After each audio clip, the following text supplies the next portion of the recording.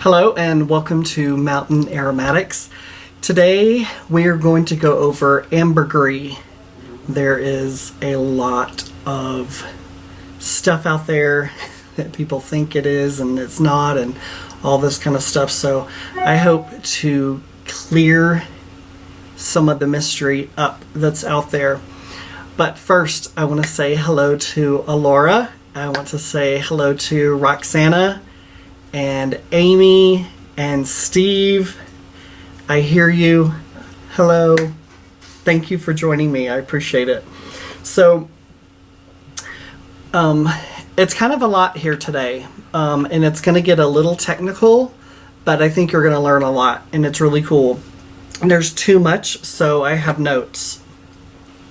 This is the second time I've done this. I thought I was recording the entire thing. I finished, and here I am starting completely over. So here we go. From all of my research, Ambergris is not really from whale vomit. Stick with me. What happens is the sperm whale eats tons of squid and other sea creatures in a day. What will happen, the squid, the beaks and pins and other irritables, well, they are irritants, but the indigestibles will get down into the fore stomachs of the sperm whale, and they become irritants. And what will happen is the whale will vomit that up. I said stick with me. But what can happen is that some of those beaks will get into the digestive tract. So past the stomach into the digestive tract, and the body will naturally create this waxy mass around the beaks, so there's not these pointy things, so it will naturally create this waxy mass to edge off those sharp places so it doesn't tear up the intestinal tract.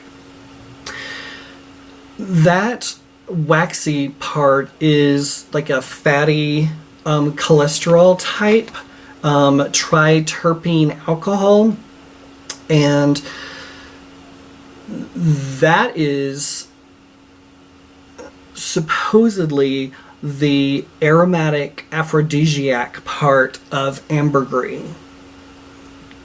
My understanding, that is not definitive, but it is very much suggested that that's where that comes from. Back to what we were talking about. So this mass is in the this lump of mass, there's a name for it when it's in the intestinal tract, and it's called coprolith. Coprolith, coprolith. Well, what that does is it goes further and further down, and it gets into the poop slurry. Sounds gross, but it does. And then the whale poops it out. And so it is surrounded, it's usually like a black mass of poop around it. And so what happens is that ambergris is porous. It's hard and porous, but because of that, it floats to the top of the ocean. It can be there for 10, 20 years floating on the top. Well, it's getting a little bit of sun. All of the salt water is creating a little bit of bleachiness. It's becoming bleached, and it's becoming that poop is washing off, and it's becoming more white or gray. So ambergris is gray amber. That's how it's translated. So that's up there all that time. Eventually it ends up on the ocean shore somewhere, and then the sun is baking it and curing it. And so it's cured in the water, and it's cured on the ocean shore as well. So some people have like in not Italy, Ireland on the beach have found it there. I'm sure there's other places that they found it, but that's just one that comes to mind. And the deal is it can even smell minerally and sandy, that kind of stuff. But people get it confused with amber. And so now I'm going to go in that direction. So amber is ambrain, Ambrain. That is labdanum, which is a resin, a hard resin. And rose rock is the other name for that. So that is, so I have some ambrain natural, and this is a 40%. Smells like labdanum, exactly like labdanum. And then I have some labdanum clear, and it is super, it's a resin, it's super thick, and this is at 50%. But what's important about this is that, so its Latin binomial is Cistus landiferus, furus. And again, that's rose rock.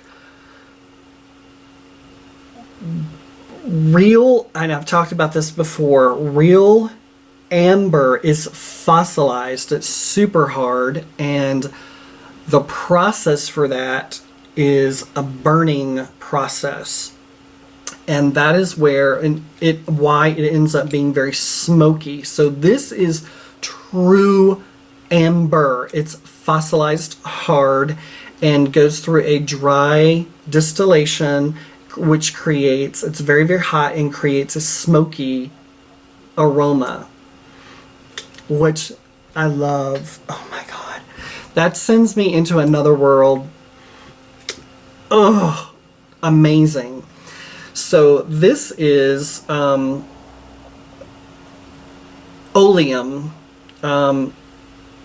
Saucony. That is the Latin binomial for that. But it is true. So the other word for that is anabar, anbar, A-N-B-A-R. And you can look that up, whatever. I'm not going to go into that because it's just too much. So that is sometimes confused because ambergris, amber and ambergris is the same thing. Absolutely not. No, it's two completely separate things. And I'm at, so ambrain, already went into that. So what I'm going to do now is kind of give you what are the two different things. How do you know the difference? Well, ambergris is from a animal origin, and amber is from a vegetal origin, the Baltic pine tree. And ambergris has a very low burning point, and the labdanum has a very high burning point. And in fact, the true amber is very, very, the process is burning, and you have to do that in order to get this. So you can, hope you're seeing the vast difference between the two. Also, remember I said that the ambergris is very, very porous. It floats to the top. And the amber, or the ambrain, the labdanum, is a resin, and it's very heavy, and it sinks in water. So totally different there. Ambergris can be used directly. True ambergris, if you get some of it, can be tinctured and used straight in perfumery, but not the same for the other, because it's a resin, and the amber resin has to go through this process before it's used in perfumery. It does not produce an essential oil.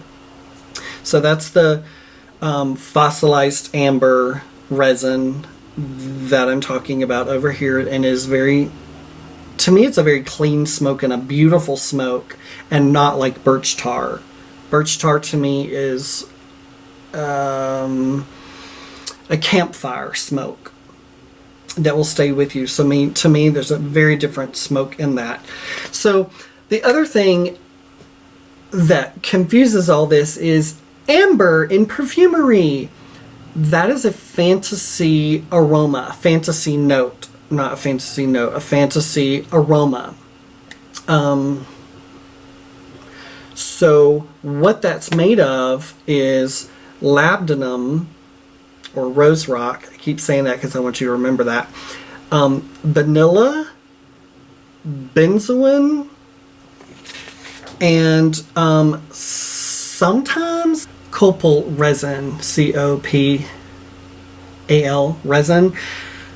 I've never used it, and you can't really, I find it in a liquid form, but you would have to, like, I guess, tincture it, I guess. I've never tinctured it either. I kind of want to do that. But I've smelled the copal resin before, but I've just never have used it. So sometimes that's used to make it, but it's that combination that is the aroma in perfumery. When people say it's amber, that's typically what it is that. So what does ambergris smell like? Salt, the sea. But remember I said, when it's found, people have found darker black. They've found very, very dark gray, very light gray, and then some like almost whitish gray. So because it's been in the sun longer, it's been exposed in the sea longer, or not as long, and all of those types of things, bigger, smaller, that kind of stuff. So all that taken into effect, that's part of natural perfumery, where different aromas are present because of the different factors. So you can get some that smell like a harbor. I grew up on the beach, so I kind of have that understanding of what a harbor smells like, and sea, sand, that type of stuff. And then a little bit of poo, a little bit of earth, a little bit of tobacco, smell, a little bit of rock smell, a little bit of must, old newspaper, that type of stuff. So it can be a combination on some of a combination of these things, but typically it's going to smell like salt sea. So there we go. So I'm going to take you through 4 typical ones, and all of these are at creatingperfume.com. The first one is kind of funky because it's called Cedra Amber. This is from IFF. It is a 48 hours. It's a middle note, and I in the beginning thought, oh, it's another cedar wood. No. There's a little bit of wood in the background, very, very clean, very, very clear, but there is a ambergris note here. It would be a fresher, cleaner ambergris. To me, this is very forgiving. I don't get the sea salt that's very harsh. I don't get that at all here. It's just very clean, clear, not heavy. It's kind of light. Actually, this can be a base as well. And there is a little bit, there's a little bit of clean wood, but it's more the clear, lighter ambery. So I'm going to go to the complete opposite, and that is the Ambrinol, Ambrinol 95. It's from IFF. This is, mine is at 50%. It's 72 hours, and it is a middle note. Actually, I think it's a base. It's a base. It's so heavy. This one, you can get right here, like this far away, and it'll kick you in the face. Not because it's sharp, it's just because it's so heavy and strong and salty and seaweed. This one's really complex, very intense and heavy.